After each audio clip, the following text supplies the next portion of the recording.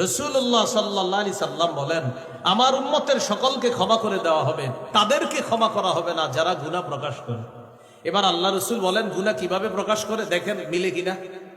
নবী বলেন, আমার উম্মতের অনেকে রাতের বেলা পাপ করে, সকাল হওয়ার পর তার এই পাপটার উপরে আল্লাহ একটা পর্দা ফেলে রাখছিলেন। ওয়াকাদ সাতারাহুল্লাহ, আল্লাহ তার এই পাপের উপরে একটা পর্দা ফেলে রাখছে, রাতে পাপ করছে। এখন সকালবেলা বন্ধুদের কাছে বলে বেড়ায়, আমিলতুল বারিহাতা কাযা ওয়া কাযা, আমি রাতে এই পাপ করছি, নাউজুবিল্লাহ। বন্ধুদের কাছে বলে বেড়ায়, আমি কালকে এই নাটক দেখছি, এই সিনেমা। ফেসবুকে স্ট্যাটাস দেয়, এই নাটকটার আমার এই অভিমত। ডিয়ার ফ্রেন্ডস, তোমাদের কি অভিমত? প্রত্যেকে তার অভিমতগুলা ব্যক্ত করো। কি সুন্দর ডিজিটাল পদ্ধতির গুনাহ। নাটক দেখে আবার লিখতেছে যে আমি এটা উপভোগ করলাম, তোমরা কেমন উপভোগ করছো বলো। তখন রাত ৩টা-৪টার দিকে একটা স্ট্যাটাস দিয়ে ঘুমায়া যায়, ডিয়ার ফ্রেন্ডস, আবার তোমাদের সাথে আবার আগামীকাল দেখা হবে, এটা বলে দেয় সিও টুমরো ইত্যাদি একটা দিয়ে লিখে দিল, কালকে দেখা হবে, আবার দেখা হচ্ছে। হযরত বিশাল বড় এক পোস্ট দিয়ে দিবে, ৩টা-৪টার দিকে পোস্ট দিয়ে।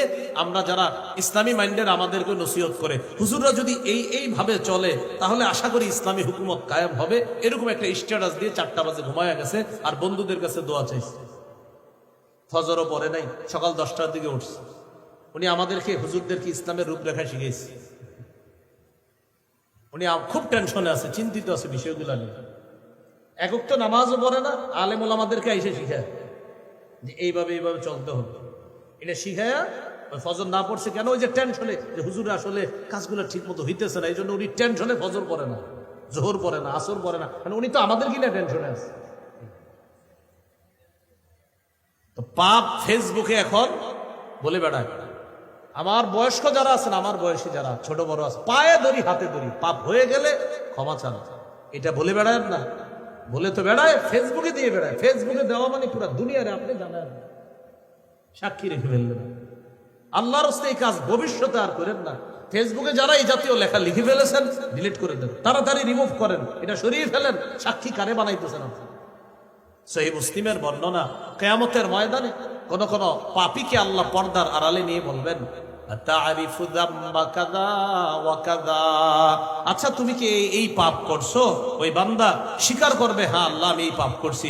আল্লাহ তাআলা পর্দার আড়ালে বলবেন, বান্দা তোমার কিছু ভালো কাজ আছে, এই কাজগুলোর কারণে আমি আল্লাহ তোমার ডান হাতে আমলনামা দিয়ে দিলাম, পর্দার আড়ালেই তোমাকে মাফ করে দিলাম, পাপগুলোও গোপন করে রাখলাম, আমি প্রকাশ করব না কারো কাছে, যাও ডান হাতে আমলনামা দিয়ে। তা আমরা তো দুনিয়াতেই প্রকাশ করে দিই, সেখানে আর কি গোপন থাকবে? এখানেই তো সবাইকে বলে দিই। তাহলে ভাইয়া কি শিখলাম আমরা? ভাইজান সবাই বলি তো, 5 নাম্বার, পাপ হয়ে গেলে পাপটা সবার কাছে বলে বেড়াবো না। একান্ত কোনো আল্লাহওয়ালা বুজুর্গের কাছে এই নিয়তে বলা যাবে যেন তিনি আমাকে কোনো সবক দেন এই পাপ থেকে বেঁচে থাকার জন্য। এ হলো 5 নাম্বার কথা। 6 নাম্বার কথা, এটা আমার সাথে একটু বলি। বলেন, আজকে থেকে যে কোনো পাপকে পাহাড়ের মতো মনে করব। আমি মনে করব আমার উপর একটা পাহাড়, এই পাহাড় আমার উপর পড়বে, আমি ধ্বংস হয়ে যাব। তাহলে আজকে থেকে যে কোনো একটা পাপ মনে করব পাহাড়, এই পাহাড় আমাকে ধ্বংস করে দিবে। এটা আমার কথা না, সহিহ বুখারীর বর্ণনা, আব্দুল্লাহ ইবনে মাসউদ রাদিয়াল্লাহু তাআলা আনহুর বর্ণনা। তিনি বলেন, ইন্নাল আবদাল মুমিনা ইয়ারা যুনুবাহু কাআন্নাহু কাঈদুন তাহতা জাবালিন ইয়াখাফু আন ইয়াকা আলাইহি। মুমিন বান্দা গুনাহকে মনে করবে পাহাড়, এই পাহাড়ের নিচে সে বসা, আর এই পাহাড় তার উপরে পড়বে, সে ধ্বংস হয়ে যাবে।